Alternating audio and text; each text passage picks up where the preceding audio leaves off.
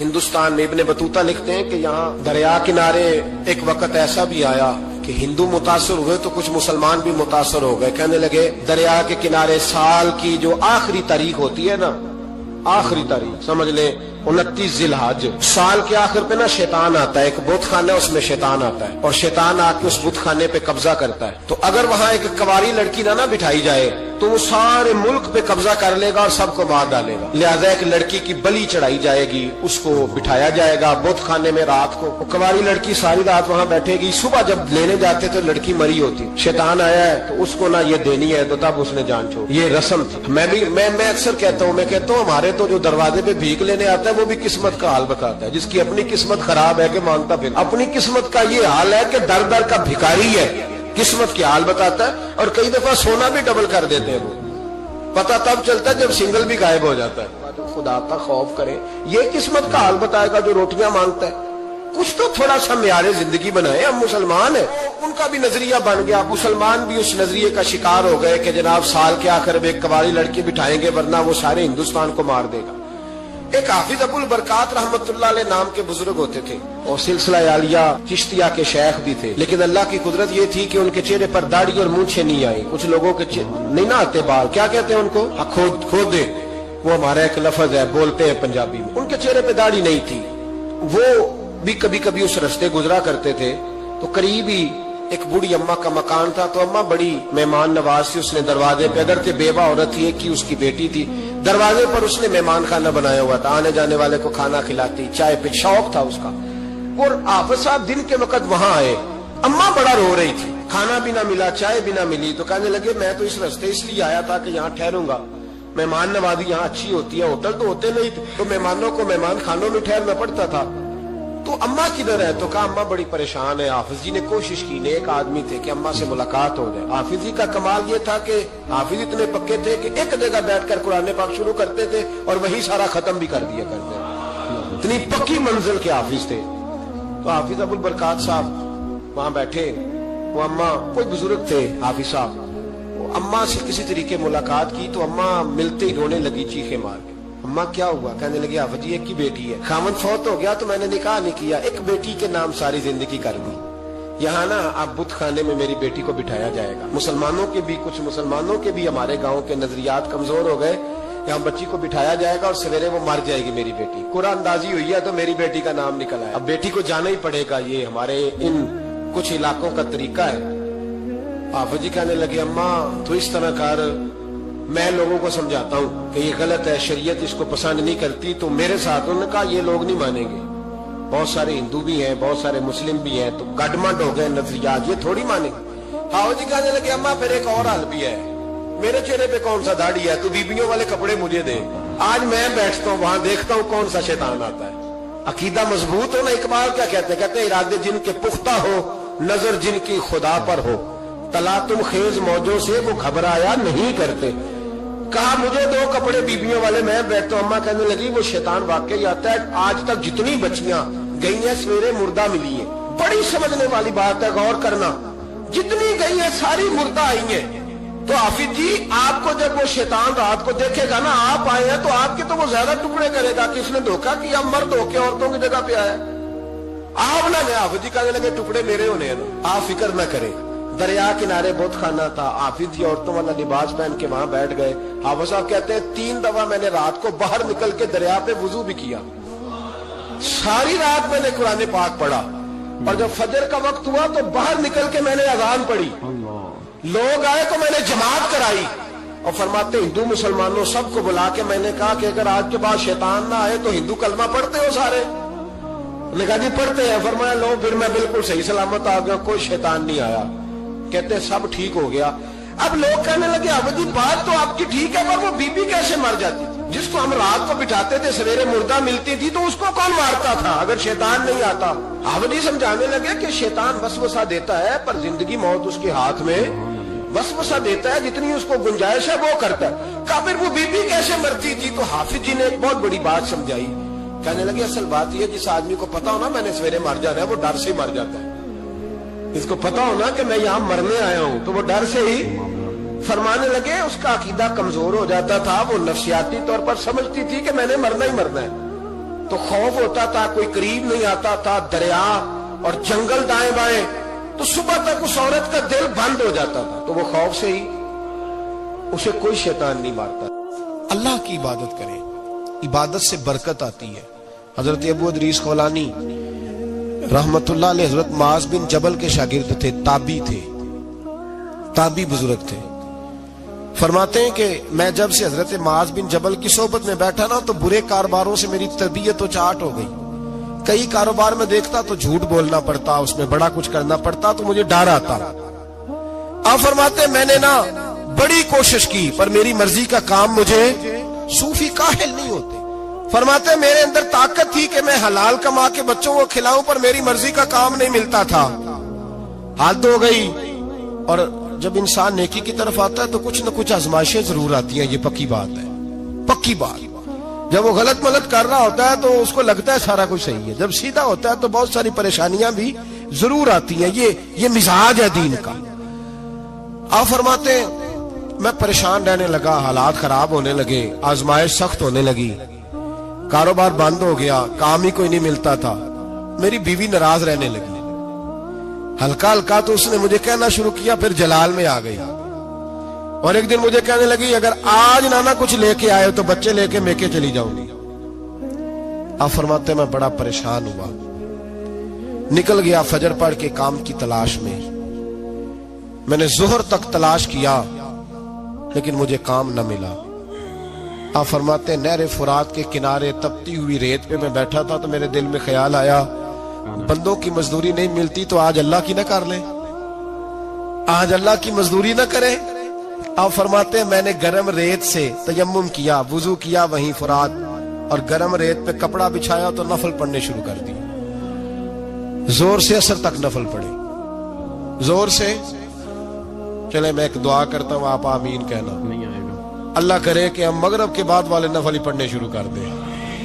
نبی کریم سید عالم صلی اللہ تعالی علیہ وآلہ وسلم کے غلاموں کا حال دیکھے, عبادت کا حال دیکھے. فرماتے میں نے کہا آج اللہ کی مزدوری کرے, زور سے اثر تک نفل پڑھے گرم ریت پہ. اور جب اثر ہوئی نا تو میں نے اپنے رومال میں نا تھوڑی سی ریت باندھ لی.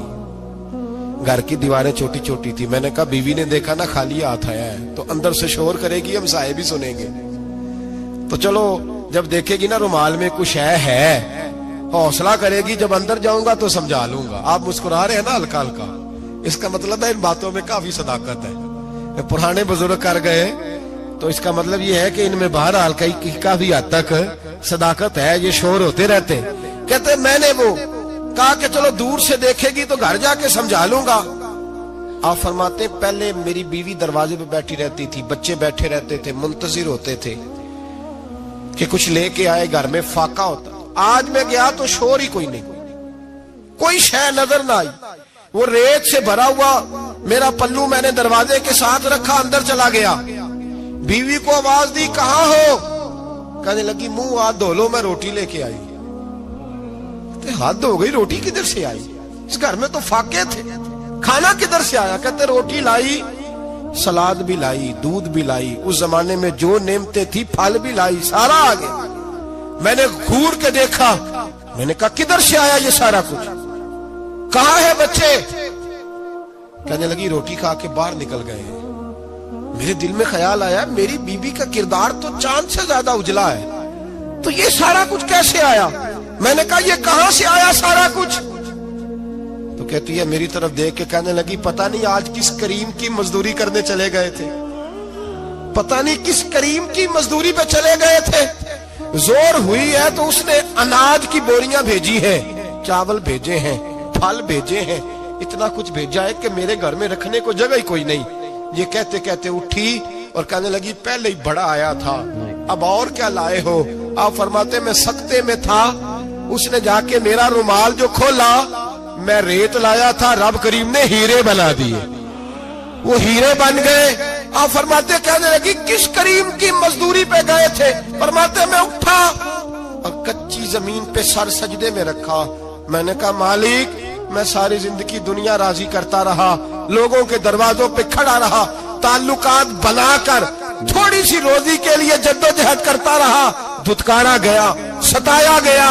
مولا میں تو تیرے دروازے پہ آج آیا ہوں، پوری دیہڑی بھی نہیں لگائی، زور سے سر ڈیوٹی کی ہے، اللہ تیری تھوڑی مزدوری کا اتنا اجر ملتا ہے، خدایا تو اتنا نوازتا ہے۔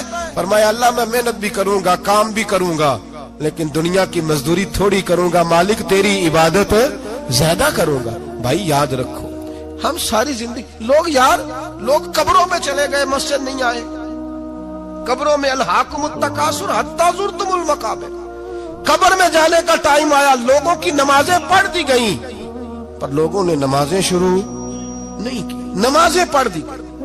کہیں لے جاؤ، شادی کا موقع ہے تو وہ کراچی جانے کو تیار ہے، لیکن چند فرلانگ پہ مسجد ہے، مسجد جانے کو تیار ہے۔ اللہ کے ولی کی علامت ہے وہ عبادت گزار ہوتا ہے، اور جو نہ نماز پڑھے نہ نماز پڑھائے وہ زندیق تو ہو سکتا ہے، پیر ہو سکتا، میں ذمہ داری سے کہہ رہا ہوں، زندیق تو ہو سکتا ہے پر پیر ہو سکتا بالکل۔ وہ کہتا ہے میں تکبر کرنے والوں کو پسند نہیں کرتا، وہ کہتا ہے فسادی پسند نہیں ہے، وہ فرماتا ہے کہ راہوں میں کجی کرنے والے پسند نہیں ہیں، وہ فرماتا ہے کہ بدعہدیاں کرو گے تو میں صبح قیامت تم سے سوالات کروں گا۔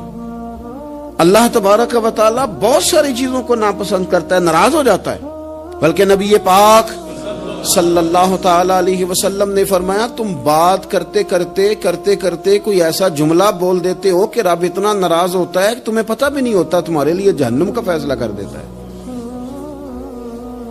اس لیے پہلے تولو پھر بولو، خود اپنے لفظوں کی تو تم پہرے داری کرو نا کہ میں کیا کہہ رہا ہوں۔ کوئی ایسا جملہ، کوئی ایسی بات وارث شاہ مان کری نہ وارثاں دا، کوئی ایسی بات نہ تمہاری زبان سے نکلے۔ اور حضور یہ بھی فرماتے ہیں کہ اس کا دوسرا پہلو بھی ہے، بعض اوقات تم بات کرتے ایسا جملہ کہتے ہو وہ اتنا راضی ہوتا ہے کہ تمہارے لیے جنت کا فیصلہ فرما دیتا ہے۔ مسلمان کو اب یہ حکم ہے، اس ساری گفتگو کا نتیجہ یہ ہے کہ وہ اپنے جذبات پر، خیالات پر، نگاہوں پر، زبان پر، کانوں پر تھوڑی توجہ دے، بے لگام نہ بنے، بے ترتیب نہ بنے، جو طبیعت میں آئے کر نہ گزرے، تھوڑا سا نہ سوچے سمجھے اور تھوڑا سنبھل کے چلے، کبھی ان کاموں کی طرف نہ جائے جن سے رب ناراض ہو جاتا ہے، ان کاموں کی طرف بڑھے جن سے اللہ راضی ہوتا ہے۔ میرے نبی پاک صلی اللہ تعالی علیہ وآلہ وسلم نے ارشاد فرمایا، بعض احادیث میں لفظ یہ ہیں کہ اللہ اپنے بندوں کو دیکھ کے مسکراتا ہے جو اس کی شان کے لائق ہے۔ جس ترتیب سے ہم مسکراتے ہیں، جس ترتیب سے ہم روتے ہیں، جس ترتیب سے ہم کسی بات کا اظہار تشکر کرتے ہیں، خدا ان باتوں سے پاک ہے۔ اب بہت ساری حدیثوں میں آیا کہ وہ مسکراتا ہے، تو کیا مطلب ہے مسکرانے کا؟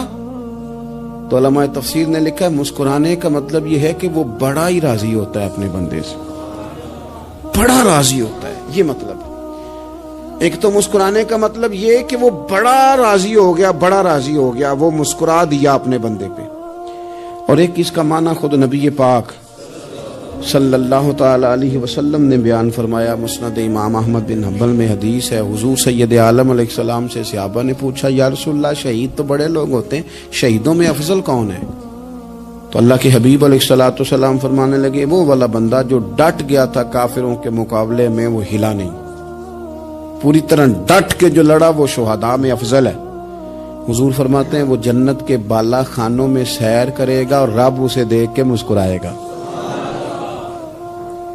رب اسے دیکھ کے مسکرائے گا، اللہ تعالیٰ مسکراتا ہے اسے دیکھ کے۔ اور اگلے جملے میں حضور نے وضاحت کر دی، فرمایا جب رب دنیا میں کسی پر مسکراتا ہے نا تو اس کا معنی یہ ہے کہ قیامت میں پھر اللہ اسے حساب کوئی نہیں لے گا۔ جس پر اللہ دنیا میں مسکرا دیا اس سے کوئی حساب، تو وہ کام ڈھونڈنے چاہیے نا جس سے اللہ مسکرائے۔ ویسے کبھی ہم ایسا کرتے ہیں کہ نہیں کہ کسی کو راضی کیا جائے؟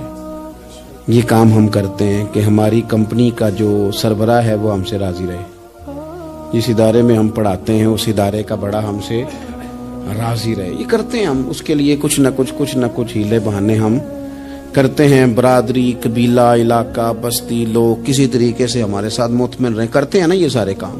اس میں تھوڑی مشکل بھی ہمیں آتی ہے لیکن کرتے ہیں، کیا کریں۔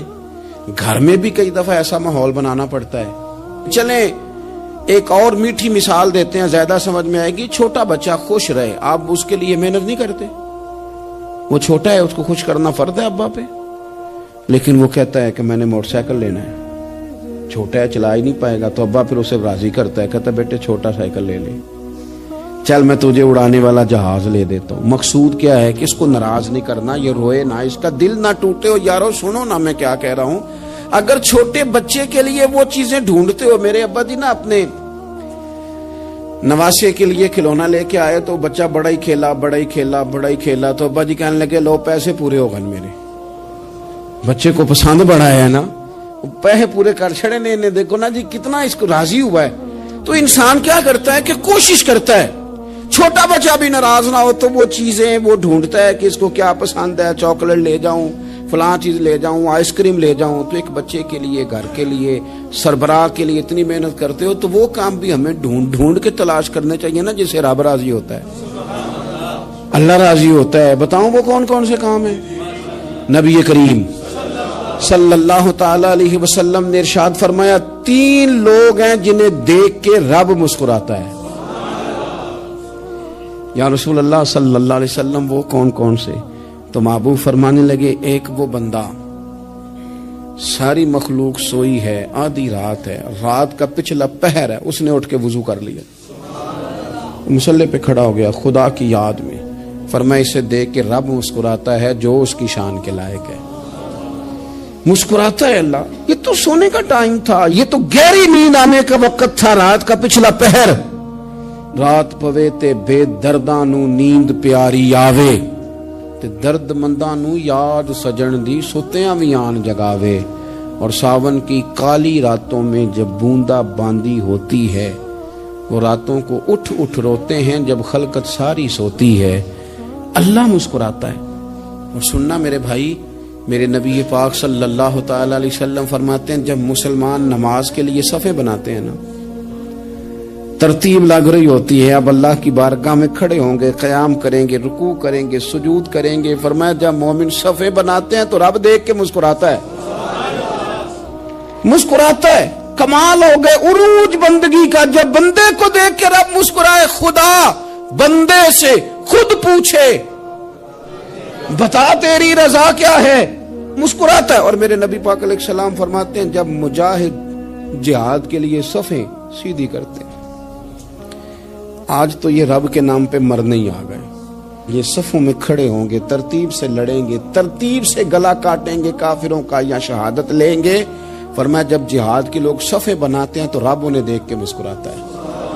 کتنے نصیبوں والا وہ بندہ ہے جسے دیکھ کے مسکرا دیا۔ او یار کبھی تیرا بیٹا تیرے سامنے مسکرائے نا چھوٹا تو تیرا دل باغ باغ ہو جاتا ہے، تیری ماں بیمار کسی ایک دن صحیح طرح ہنس پڑے تو طبیعت خوش ہو جاتی۔ مجھے بتاؤ نا جس کا رب بھی اسے دیکھ کے ہنس پڑے، جو اس کی شان کے لائق ہے، کیا اس بندے کے نصیبیں ہیں، کیا اس کے مقدر ہیں۔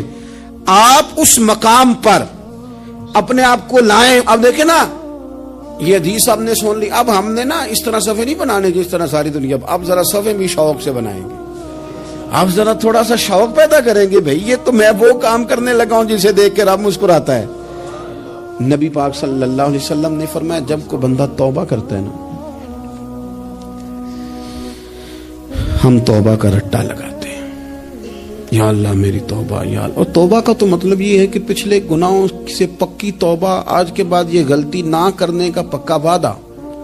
تو نے ساری شب برات رو کے گزاری ہے، بتا سویرے جھوٹ جوڑنے کا ارادہ ہے تیرا، آج کے بعد رشوت تو نہیں نہ لے گا، ملاوٹ تو نہیں نہ کرے گا، یہ توبہ ہے۔ اور اگر سارے کام اسی طرح کرنے تو پھر یہ توبہ کا رٹا ہے، جتنا مرضی لگاؤ۔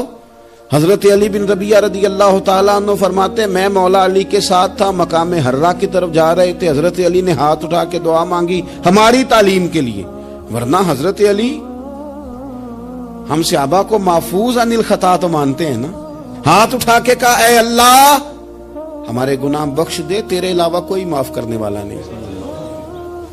اور پھر حضرت علی آسمان کی طرف دیکھا اور دیکھ کے نا حضرت علی بن ربیعہ کو تو مسکرائے۔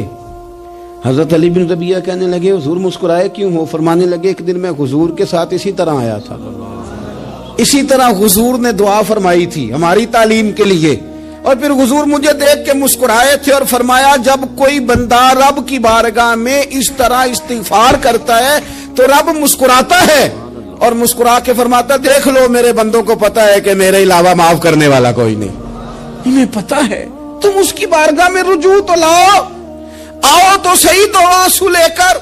اقبال کہتے ہیں کہ موتی سمجھ کے شان کریمی نے چن لیا، قطرے دو گرے میرے ار کے انفال کے، دو میں نے آنسو بہائے تھے تو اس کے کرم نے تو موتی سمجھ کے چن لی۔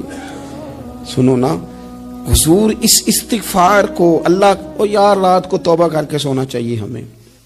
کچھ غلطیاں ہم کرنا نہیں چاہتے پر ہم سے ہو جاتی ہیں، کچھ دل ہم توڑنا نہیں چاہتے پر وہ ٹوٹ جاتے ہیں، ہماری مجبوری ہوتی ہے ٹوٹ جاتے ہیں۔ رات کو اس کی بارگاہ میں ہاتھ باندھ کے کشکول طلب دراز کر کے خوب استغفار پڑھنا چاہیے کہ مالک بندے ہیں نا کیا کریں، نفس کا ساتھ ہے، دنیا کا ساتھ ہے، خواہشات نفسانیہ، مالک معاف کر دے، درد سے توبہ، رسم نہ ہو، کہانی نہ ہو، لفظ نہ ہو، جملے نہ ہو، اور جناب ایسے لوگوں کے بیچ بڑے ہاتھ باندھ کے اور بڑا کوئی ضرورت نہیں، آپ اکیلے اپنی چارپائی پہ بستر کے اندر منہ دے کے بھی درد سے کہیں گے نا معاف کر دے تو وہ تو مہربانی بڑا ہے۔ میرے نبی پاک صلی اللہ علیہ وسلم مثال دیتے ہیں، فرمایا ایک آدمی صحرا میں جا رہا، صحابہ سے حضور خطاب کر رہے ہیں، فرمایا ایک آدمی صحرا میں جا رہا تھا، اس نے اپنی اونٹنی پہ کھانا پانی پیسے ہر چیز رکھی ہوئی تھی، صحرا تھا بہت بڑا، درمیان صحرا کے گیا تو تھوڑا سا سستانے کے لیے آرام کرنے کے لیے اونٹنی سے نیچے اترا، اب اس نے اونٹنی کی لگام اونٹنی کی نکیل اپنے سرہانے کے نیچے رکھی، ہاتھ کے ساتھ پکڑی اور سو گیا۔ تھوڑی ہی دیر کے بعد جب اس کی آنکھ کھلی تو دیکھا اونٹنی غائب ہے۔ صحرا میں وہ پیدل نہ آگے جا سکتا ہے نہ پیچھے جا سکتا ہے، نہ دائیں نہ بائیں، کھانے کو روٹی نہیں، پینے کو پانی کا قطرہ نہیں، تھوڑا ادھر بھاگا ادھر بھاگا، تھک گیا۔ کریم محبوب فرماتے ہیں وہ پوری طرح نڈھال ہو گیا اور مایوس ہو گیا، معاذ اللہ، مایوس ہو کے دوبارہ اسی جگہ آ کے لیٹ گیا جہاں پہلے لیٹا تھا، انتظار کرنے لگا کہ اب موت ہی آئے گی، آخری وقت ہے، اب نہ میں پیدل یہ صحرا کراس کر سکتا ہوں، نہ پیچھے جا سکتا ہوں، نہ کھانا ہے نہ پانی ہے، سوائے موت کے کوئی سہارا نہیں۔ حضور فرماتے ہیں وہ رستے میں دوبارہ لیٹ گیا، اچانک اس نے رخ بدلا تو اونٹنی سامنے کھڑی تھی۔ حضور نے صحابہ سے پوچھا بتاؤ نا اسے بھلا کتنی کو خوشی ہوگی؟ یا رسول اللہ جسے نئی زندگی مل گئی ہے۔ آپ دیکھیں نا سارے ڈاکٹروں نے کہہ دیا کہ اس کے تو گردے میدا جگر ہر چیز ختم ہے، گھر لے جاؤ خدمت کرو، ہر طرف پریشانی ہے، وہ بندہ بھی سمجھ گیا ہے کہ آخری وقت آ گیا، کل جاؤں پرسوں جاؤں، تیاری ہو گئی، سب لوگ آ گئے، باہر والے بھی آ گئے، یہ ماحول ایک عجیب رنگ اختیار کر گیا۔ اچانک ایک ڈاکٹر نے آ کے کہا نہیں نہیں غلطی لگ گئی تھی۔ مجھے بتائیے انداز کیا ہوتا ہے؟ بغیر دوائی کے بندہ اٹھ کے کھڑا نہیں ہو جاتا، او میں تو بچ گیا ہوں۔ نبی پاک صلی اللہ علیہ وسلم فرمانے لگے اس کی اونٹنی مل گئی، بتاؤ بھلا اسے کتنی خوشی ہوگی؟ یا رسول اللہ وہ تو دوبارہ دنیا میں آ گیا۔ حضور فرمانے لگے اسے کچھ بھی خوشی نہیں ہوئی۔ جب کوئی رب کا گناہگار بندہ آ کے توبہ کرتا ہے، رب کو اس سے کئی گنا زیادہ خوشی ہوتی ہے۔ میرا بندہ آ گیا ہے، میرا بندہ آ گیا ہے، میرے گھر آ گیا، اس نے آنسو بہائے ہیں، اس نے کہا اللہ میں تیرا ہی ہوں، تیرا ہی رزق کھاتا ہوں، تیری ہی زمین پہ رہتا ہوں، تیرے نام سے میری سانسیں چلتی ہیں۔ وہ آ گیا۔ فرمایا اس اونٹنی والے سے زیادہ رب کو خوشی ہوتی ہے جب گناہگار آ کے توبہ کرتا۔ گناہگاروں کے آنسو اس کی بارگاہ میں بڑے مقبول ہیں، لیکن ہم رسم ادا کرتے ہیں، توبہ نہیں کرتے، ہم اپنے آپ کے ساتھ دھوکہ کرتے ہیں، جھوٹ بولتے ہیں۔ ہم بندہ کوئی ناراض ہو جائے تو ہمیں کو نہیں نیند آتی، اس کے گھر چلے جاتے ہیں۔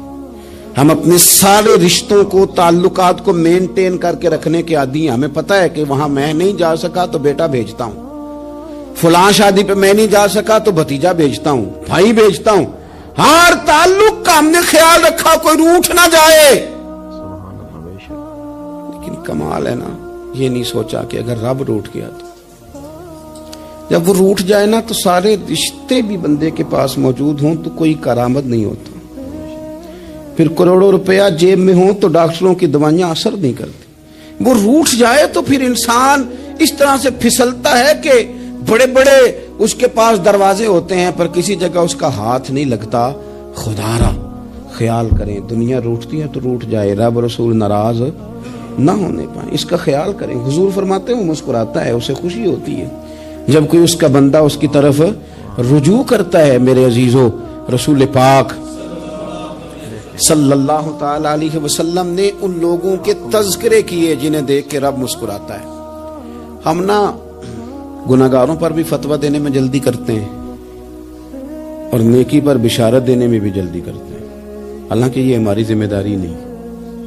پتہ نہیں اللہ تعالیٰ کس کو کب توفیق توبہ دے کے اپنے قریب کر لے, لیکن بڑی جلدی ہے, بڑی جلدی فتویٰ دینے میں. اور یہ فتویٰ صرف مفتیوں کا نہیں رہ گیا, یہ میری طرح کے آپ کی طرح کے ڈھیروں لوگ ہیں جنہوں نے جیب میں فتوے ڈالے ہوئے.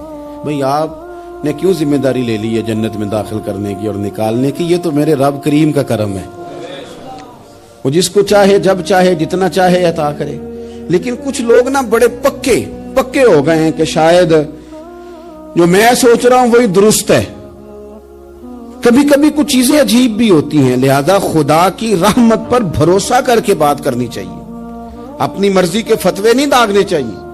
وہ دیکھو جی فلانا بندہ یوں کر رہا ہے, آپ کو پتہ ہی نہیں پوری بات کا, آپ کو علم ہی نہیں پوری بات کا. حضرت بہاءاللہ نقشبند بخاری رحمت اللہ علیہ فرماتے ہیں میں حج کرنے گیا تو وہاں میں نے ایک آدمی کو کروڑوں کا کاروبار کرتے دیکھا, تو میرے دل میں خیال ہے یہاں بھی اللہ اللہ کرنی چاہیے تھی, دنیا داری کر رہا ہے. لیکن فرماتے ہیں حج سے فارغ ہوئے تو میں نے دیکھا وہی بندہ سارا کچھ رب کی بارگاہ میں خیرات کر رہا ہے, اور سینکڑوں غریب حاجی ہیں جن کو پورے پورے خرچے دے رہا ہے. تو میں نے وہیں اپنی سوچ سے توبہ کی کہ میں کہاں تھا. بڑی جلدی کھڑے نہ ہو جائیں. حضرت حسن بصری رحمت اللہ تعالی علیہ ارشاد فرماتے ہیں کہ میں دریا کے کنارے گیا تو وہاں میں نے ایک شخص کو دیکھا, وہ اپنی ایک خاتون کی گود میں سر رکھ کے بیٹھا اور قریب ایک بوتل بھی پڑی ہے. میرے دل میں معاذ اللہ خیال آیا کہ دیکھو کس انداز میں ایک عورت کے ساتھ یہ ہے اور پاس بوتل بھی پڑی ہے, جانے شراب ہے. کہتے میں سوچ ہی رہا تھا کہ اچانک کی کشتی آ رہی تھی دریا میں, وہ ہچکو لے کھائے, کشتی میں 4-5 لوگ تھے, وہ دریا میں ڈوبنے لگے. وہ آدمی تیزی سے اٹھا, دریا میں چھلانگ لگائی, پہلے ایک کو نکالا, پھر دوسرا نکالا, پھر تیسرا نکالا. ایک بندہ رہ گیا, کہنے لگا حضور مجھے تو آپ نے گناہگار سمجھا ہے, میں تو بڑے غلط انداز میں یہاں بیٹھا ہوں, آپ نے جو سوچا چلیں گے چوتھا بندہ آپ نکالنا ہے, کرے نا یہ کام, کرے نا یہ کام. بڑے بھولے بھالے بڑے اللہ والے, ریاض آپ کو بس ہم ہی جانتے ہیں, اتنی جلدی فتویٰ. حضرت حسن بصری فرماتے ہیں میں پشیمان ہوا, میں نے کہا مجھے تیرنا نہیں آتا, تو دیر نہ کر چوتھا ڈوب نہ جائے. کرتے اس نے چھلانگ لگائی, چوتھا بھی نکال لایا اور کہنے لگا حضرت آپ نے جلدی کی سوچنے میں, یہ بی بی میری ماں ہے اور یہ سرکے کی بوتل ہے. ہم ماں بیٹے کا یہ مشغلہ ہے کہ یہ وہ جگہ ہے جہاں آ کے لوگ مسافر اترتے ہیں, اور یہاں سے کسی کا گھر 100 میل ہے, کسی کا 200 میل ہے. ہم صبح سرکہ کھجوریں روٹیاں لے کے یہاں آتے ہیں, مسافروں کی نوکری کرتے ہیں, کوئی پریشان ہو تو مدد کرتے ہیں. حضرت خواجہ حسن بصری فرماتے ہیں میں نے معافی مانگی, ان سے بھی مانگی, رب سے بھی مانگی. انہوں نے مانگ لی نا بزرگ تھے, پر ہم کو نہیں تیار مانگنے کو. ہم ہر وقت بدگمانیاں, وہ فلانا فلانے جرم کرتا تھا, میں اسے اب کیسے نیک مان لوں. بھئی اب وہ نمازی ہے, خدا کے گھر آتا جاتا ہے, اب اللہ کی بارگاہ میں حاضر ہوتا ہے. جب رب نے معاف کر دیا تو بھی سوچ بدل جا. سنیں حضور کیا فرماتے ہیں. نبی پاک صاحب الاخلاق صلی اللہ تعالی علیہ وسلم فرماتے ہیں, مسند امام احمد بن حنبل دیکھیے, فرمایا رب اس وقت بڑا ہی مسکرائے گا جب قاتل بھی جنت میں جائے گا, مقتول بھی جنت میں جائے گا. یا رسول اللہ مقتول تو گیا, یہ قاتل کیسے چلا گیا؟ حضور فرماتے ہیں جائے گا, اور جائے گا اور رب مسکرائے گا جو اس کی شان کے لائق ہے. یا رسول اللہ کس طرح؟ تو نبی پاک صلی اللہ علیہ وسلم فرمانے لگے اس نے ایک مومن کو قتل کیا تھا, وہ شہید ہو کے جنت میں چلا گیا. اب اللہ نے بعد میں اسے توبہ کی توفیق دے دی. پہلے اس نے کلمہ پڑھا, پھر یہ میدان میں اترا, کافروں سے لڑا, یہ شہید ہوا, اور رب نے اسے بھی جنت دے دی. قاتل بھی جنت میں, مقتول بھی جنت میں. اور بات اتنی انوکھی ہے کہ رب دیکھ کے مسکرا رہا ہے جو اس کی شان کے لائق ہے. ہم جلدی میں ہیں, ہم انتظار نہیں کر رہے کہ شاید توبہ کر جائے, ہم انتظار نہیں کر رہے. لیکن میرے عزیز اتنی جلدی نہ کریں. سوچوں کا صاف ہونا, ذہنوں کا پاک ہونا اور لوگوں کے بارے میں گمان کا اچھا ہونا. آپ کسی نفسیات کے ڈاکٹر کے پاس چلے جائیں, اسے کہیں ٹینشن بڑی ہے. میں ان کے مضامین پڑھتا رہتا ہوں, وہ سب سے پہلا سبق آپ کو یہ پڑھائیں گے کہ اچھا سوچا کریں. اچھا سوچنے سے بندہ تندرست رہتا ہے. کس سے بندہ تندرست رہتا ہے؟ ہاں جی, واقعی. یعنی اس والے پڑوسی کے بارے میں بھی اچھا سوچنا ہے گھر میں, اس والے کے بارے میں بھی, چھوٹے بھائی کے بارے میں بھی اچھا سوچنا ہے, اور بڑے کے بارے میں بھی اچھا ہی سوچنا ہے. یعنی اپنی برادری قبیلے کے بارے میں بھی اچھا سوچیں, جو قبیلے کا نہیں اس کے بارے میں بھی چلیں تھوڑا سا اچھا سوچ لیں. اپنے بارے میں تو اچھا سوچا ہے بڑا. میں کہتا ہوں کہ ہم اپنی غلطیوں سمیت اپنے آپ سے بڑا پیار کرتے ہیں, اور دوسرے کی ایک غلطی نظر آ جائے تو ہمیں گھین آنے لگ جاتی ہے. آپ جلدی نہ کریں, مالک نے موقع دیا ہے بندوں کو. نہ وہ کسی کا رزق چھین رہا ہے, نہ سانسیں چھین رہا ہے, وہ اپنی زمین پہ چلنے بھی دے رہا ہے, رہنے بھی دے رہا ہے. تو جب اس نے موقع دیا ہے آپ بھی تھوڑا موقع دیں. اللہ بڑا کریم ہے, دروازے کھولے گا, اس کے بندے اس کی بارگاہ تک پہنچیں گے. بدگمانیاں اور پھر بدگمانیوں کا عروج, اور اس لیول تک جا کے بات کر دینا کا جہاں سے خوف آئے کہ یار یہ بات نہیں کرنی چاہیے. رسول کائنات سرور دو عالم صلی اللہ تعالی علیہ وسلم فرماتے ہیں کہ اللہ مسکراتا ہے. دیکھو ہمارے ہاں نا ایک اور بھی مسئلہ بن گیا ہے. میں نے کچھ لوگوں کو نا پکا, میرے پیارے ہیں, محبت ہے مجھے, تو میں چونکہ آپ میری کلاس ہیں, میں مشاہداتی اور تجرباتی باتیں بھی کر لیتا ہوں. اسی کی روشنی میں کئی دفعہ گفتگو بھی تیار کرتا ہوں. کچھ لوگوں نے نا پکا ذہن بنا لیا یہ کہنے کا کہ ہاتھ بڑا تنگ ہے. پکا آپ جس وقت پوچھ لیں ان کا ہاتھ اور بڑا ہی زیادہ تنگ ہے. آپ یقین کریں, بہن کا جو خامند ہے وہ کہہ رہا ہے جا حصہ لے کے آ, تیرے بھائیوں کی کمائی تو نہیں, تیرے ابا کی ہے, لے کے آ.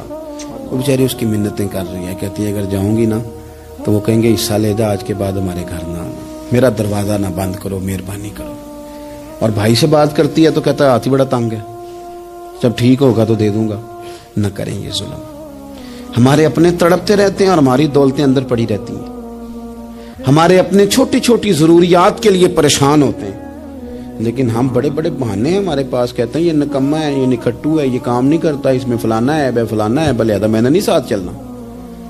اظہار جب آپ کے اندر پیدا ہوتا ہے نا, اظہار, جب کسی کے لیے آپ حساس ہوتے ہیں تو آپ کو بھی سرور حاصل ہوتا ہے. نہ کریں یہ کام کہ آپ کو اللہ نے وسعت دی اور ہر وقت آپ ہاتھ تانگ ہونے کا رونا رو رہے ہیں. ہر وقت آپ یہ کہہ رہے ہیں میں بڑی آزمائش میں ہوں, جب خدا نے آپ پہ نہیں ڈالی. تو اتنے جھوٹ بولنا صرف اس لیے کہ میرے پیسے بچ جائیں, صرف اس لیے کہانی سنانا کہ حالات میرے بڑے خراب ہیں کہ کوئی بندہ میرے سے کوئی تھوڑا بہت قرض نہ مانگ لے. سنو, نبی پاک صلی اللہ علیہ وسلم کے پاس مہمان آ گیا, بخاری مسلم ہے. حضور نے ازواج مطہرات کے گھروں میں پیغام بھیجا, کچھ چیز ہے ضیافت کے لیے. یا رسول اللہ کچھ بھی نہیں, یہ دو جہاں کے شاہ ہیں اور پاس کچھ رکھتے نہیں, دو جہاں کی نعمتیں ہیں ان کے خالی ہاتھ میں. یا رسول اللہ کوئی چیز بھی نہیں. حضور نے صحابہ کے مجمع پہ نظر ڈالی, یا رسول اللہ صلی اللہ علیہ وسلم حکم ہو. تو حضور فرمانے لگے تم میں سے کوئی بندہ ہے جو اسے گھر لے جائے روٹی کھلائے. ایک صحابی اٹھے فوراً, حضور میں لے کے جاتا ہوں کھانا کھلاتا ہوں. فرماتے ہیں میرے گھر میں صرف بچوں کا کھانا تھا, یہ نہیں کہ فریزر بھرا ہوا ہے نعمتوں سے, صرف بچوں کا کھانا. یہ نہیں کہ کسی کو دیکھ کے اپنی ہنڈیا پہ برتن دے لیا, صرف بچوں کا کھانا. کہتے ہیں گھر گیا, بیوی سے کہا کیا کیفیت ہے, کہنے لگی بچوں کی روٹی ہے. میں نے کہا بچے سلا دے, صبح ناشتہ کر لیں گے. تو کہنے لگی آپ کیا کھائیں گے؟ تو میں نے کہا نہ میں کھاؤں گا نہ تو کھائے گی, مہمان جو نبی پاک کا ہے. کہا اچھا, اب ذرا تجویز دیکھو میاں بیوی کی سوجھی آپس میں. کہتے ہیں کھانا لگا دینا, کیونکہ ایک آدھ بندے کا کھانا ہے. اپنی غربتوں کا ہر جگہ اظہار کرنا, رونا رونا. یہ دیکھو غربت کیسے چھپائی جا رہی. اس کو کہا نہیں کہ چل تو تھوڑا رحم کھا, تو آیا ہے تو تھوڑا رحم کھا, یہ نہیں کہا. کہا اٹھ کے نا تو کھانا رکھنا اور اٹھ کے نا چراغ ٹھیک کرنے کے بہانے بجھا دینا. ہم دنیا والوں کے سامنے کیوں اپنے دکھ بیان کریں؟ ہم جو کہیں گے رب رسول کی بارگاہ میں کہیں گے. تو نا چراغ ٹھیک کرنے کے بہانے. اہلیہ اٹھی کھانا دینے کے بعد چراغ ٹھیک کرنے کے بہانے بجھا دیا. خامد بھی ہاتھ چلاتے رہے, بیوی کبھی برتن رکھتی کبھی اٹھاتی, پتہ چلے کہ کھانا کھا رہے ہیں. کھانا کھایا جا رہا ہے. کہتے ہیں مہمان پیٹ بھر کے کھانا کھا گیا. یہ کام ہوا رات کے اندھیرے میں. اس وقت ہوا جب چراغ بھی بند تھا. اس وقت ہوا جب کوئی دیکھنے والا نہیں تھا, کسی پڑوسی کو بھی خبر نہیں تھی. فرماتے ہیں صبح کے اجالے میں اس مہمان کو لے کے مسجد نبوی میں نے قدم رکھا تو نبی کریم نے فرمایا رات جو تم نے کام کیا ہے نا اسے دیکھ کے میرا رب بڑا مسکرایا ہے. اللہ بڑا مسکرایا ہے. اللہ تر دامنی پہ شیخ ہماری نہ جائیے, ہم دامن نہ چھوڑ دیں تو فرشتے وضو کریں. یہ شان ہے صحابہ کی. نبی کریم علیہ السلام نے فرمایا رب رات مسکرایا تیرا یہ انداز دیکھ کے, اور اس نے قرآن نازل کیا وَيُؤْثِرُونَ عَلَىٰ أَنفُسِهِمْ وَلَوْ كَانَ بِهِمْ خَصَاصَةٌ. کچھ لوگ وہ ہیں جنہیں بڑی بھی ضرورت ہو تو دوسروں پر اثار کر دیتے ہیں, قربانی دے دیتے ہیں. رب مسکرایا ہے. اندر پیسے رکھے ہوئے ہیں, اندر پیسے رکھے ہوئے ہیں, اور بہن آ کے منت کر رہی ہے کہ بھائی حالات بڑے خراب ہیں, تھوڑی سی مہربانی کر. تو کہتے ہیں بہن پردہ ہی ہے بس, کیسے بتاؤں تجھے حالات, تجھے کیا بتاؤں کام کتنی مشکل سے چلتا ہے, یہ پردہ یہ بس. بہرحال اگر تو نے کہا ہے نا 50,000 تو میں زیادہ نہیں کوئی 20 کو دے دوں گا تجھے, وہ بھی خاصی نیکی کر کے, وہ بھی بتا سکھا کے. رات اماں پہ علیحدہ سے احسان چڑھاؤں گا, ابا پہ علیحدہ سے چڑھاؤں گا کہ تمہاری بیٹی کے ساتھ تعاون کرنا. سارے علاقے کو ویسے ہی بتاؤں گا. اور وہ غریبنی بیچاری 20,000 لے کے گھر گئی ہے, پھر سفارشیں کر رہی ہے کہ مہربانی کرو. میں نے ایسے بھی دیکھے ہیں جو پہلے بیوی کو پکڑاتے ہیں تو دے, اس لیے کہ پھر وزیر اعظم تو ڈنڈا نکال لے گا تو بڑا مشکل ہو جائے گا پھر گھر میں رہنا. لہذا وہ یہ تو آگے لگ. یہ کیا لہجہ ہے آپ کا, یہ تو کسی کو بھی دیں تو چھپا کے دینے کا حکم ہے. کسی کو بھی دیں تو ہمیں حکم یہ ہے کہ سیدھے ہاتھ سے دینا ہے, الٹے کو خبر. اور یہ جو بالکل ہی اپنے ان پر تو پردہ پوشی آپ کے لیے ویسے ہی ضرورت تھی. میرے عزیز رب مسکراتا ہے. میرے نبی پاک علیہ السلام نے یہ اعمال ہمیں بتائے جن پر اللہ مسکراتا ہے, خوش ہوتا. اور بعض لوگوں کو حضور نے نامینیٹ کیا. حضرت سعد بن معاذ رضی اللہ تعالیٰ عنہ عظیم صحابی تھے. یہ وہ خوبصورت صحابی ہیں جن کے جنازے کو کندھا میرے نبی پاک نے عطا فرمایا. حضور نے کندھا عطا فرمایا. کمال ہو گئی. نرخ بازار محبت کا انوکھا ہی ہو گیا. خود خریداروں میں شامل آ کے مولا ہو گیا. حضور نے کندھا دیا. حضرت سعد بن معاذ رضی اللہ تعالیٰ عنہ کا جب جنازہ اٹھا, ان کی والدہ رو پڑی, بڑے درد سے روئی. ماں تھی نا, ان کی آواز جب حضور تک گئی تو نبی پاک نے فرمایا آنسوؤں کو روک لے, آواز کو کم کر لے. تیرے بیٹے کی تو جب روح پرواز ہوئی ہے تو رب مسکرایا ہے. جس کے آنے پہ رب راضی ہو مسکرا دے جو اس کی شان کے لائق ہے. یہ تو وہ لوگ ہیں کہ جن کے جانے پر نا رب, وہ کسی نے کہا تھا کہ میرے مرنے پہ ہر سو شور مچ جائے گا, دیکھو گے میرے مرنے پہ ہر سو شور تمہیں پتہ چل جائے گا جب ہم جائیں گے. میرے مرنے پہ ہر سو شور مچ جائے گا, دیکھو گے. اور کہنے الوداع سرکار خود تشریف لائیں گے. اور درویش کہنے لگے بعد مرندے مکھڑا میرا ہو جاوے جے تازہ, پھر سمجھ لینا محبوب میرے نے آن پڑے ہے جنازہ. اور عاشق کا جنازہ ہے ذرا دھوم سے نکلے, اور محبوب کی گلیوں سے ذرا گھوم کے نکلے. فرمایا کہ ان کے تو جانے پہ رب کریم. اور حضور نے ایک دعا بھی دی. حضرت ابو طلحہ, حضرت طلحہ رضی اللہ تعالیٰ عنہ صحابی تھے, ان کا وصال ہو گیا تو حضور نے دعا بھی دی. فرمایا یا اللہ جب میرا طلحہ آئے نا تو اس سے مسکرا کے بات کرنا, یہ تجھ سے مسکرا کے بات کرے جو تیری شان کے لائق ہے. تو اللہ تعالیٰ غائب درجے راضی ہوتا ہے. ایک دفعہ پھر بات دہراتا ہوں, جو میدان میں ڈٹ کے شہید ہو رب اسے دیکھ کے مسکراتا ہے جو اس کی شان کے لائق. جو توبہ صحیح کریں سچی کریں رب انہیں دیکھ کے مسکراتا ہے جو اس کی شان کے لائق ہے. جو نماز کے لیے صفیں بنائے رب انہیں دیکھ کے مسکراتا ہے. جو جہاد کے لیے صفیں بنائے رب دیکھ کے مسکراتا ہے. جو لوگ صبح پچھلے پہر اٹھ کے عبادت کریں رب انہیں دیکھ کے مسکراتا ہے. اور جو کبھی کبھی بھوکے رہ کے دوسروں پر قربان کر کے احسار کر دیں رب انہیں دیکھ کے مسکراتا ہے. بہت بڑی فضیلت ہے. اللہ ان سارے کاموں میں سے کسی ایک کام پہ ہمیں بھی لگا دے. تاکہ یہ ولی فضیلت اللہ تعالی ہم گناہگاروں کے حصے میں بھی فرما دے. آخر دعوانا ان الحمدللہ رب. الوداع اٹھ چلیے ساتھی، ٹوٹی گونجے اڈاروں،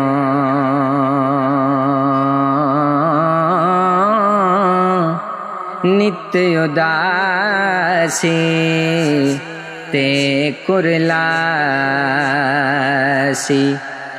کر کر یاد قطاروں،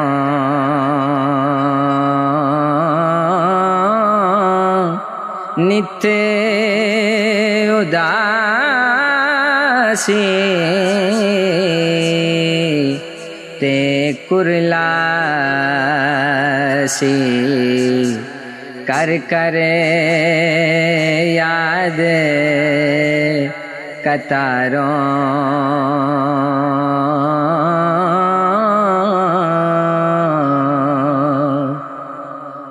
آسے آسے عمرے گزاری، جلے خاک ہزاراں، مالی باغ نہ ویکھن دیندا، آیاں جدوں بہاراں،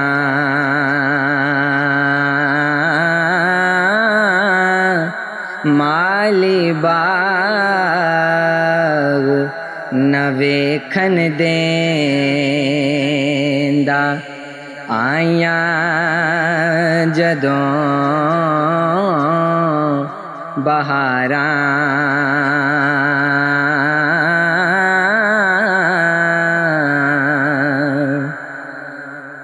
دکھیے دی گلے دکھیا سنے دا، قیمت قدر پشانی کی، دکھیا جو دکھیا گے دسے نہیں کہانی،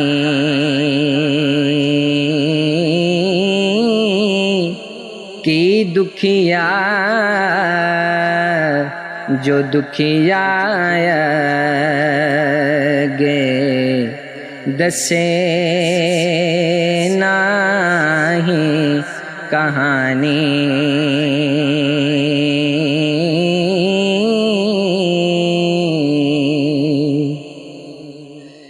جوں دکھیے نوں دکھیا ملے کہ ہنجو بر بر روندا، سکھیے تائیں تک کے سکھیا، ایسا خوش نہ ہوندا،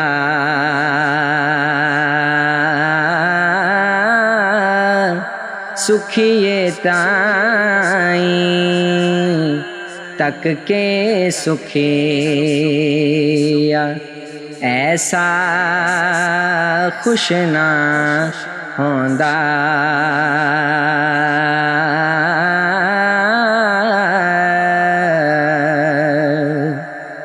لمبی رات بچھوڑے والی، پل چل سکھی یابانے، جو کوئی قید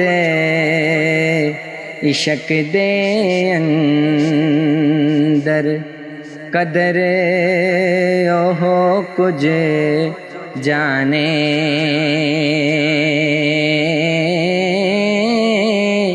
جو کوئی قید عشق دے اندر قدر ہو کچھ جانے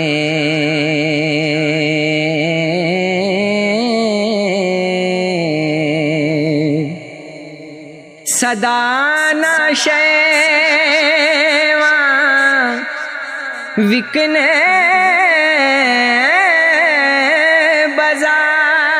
بازاری صدا نہ رونق شہراں صدا نہ موج جوانی والی صدا نہ ندیاں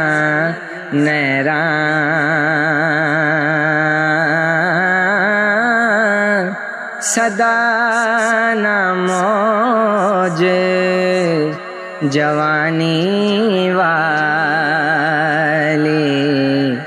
صدا نہ ندیاں نیران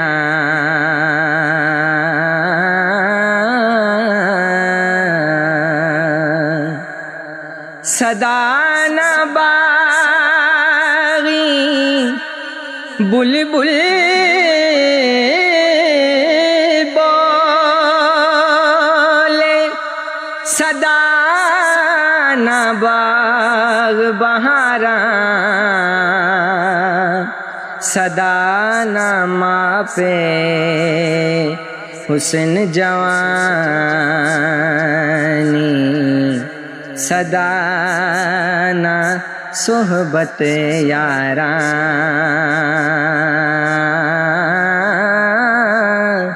صدا نہ ماپے حسن جوانی صدا نہ صحبت یاراں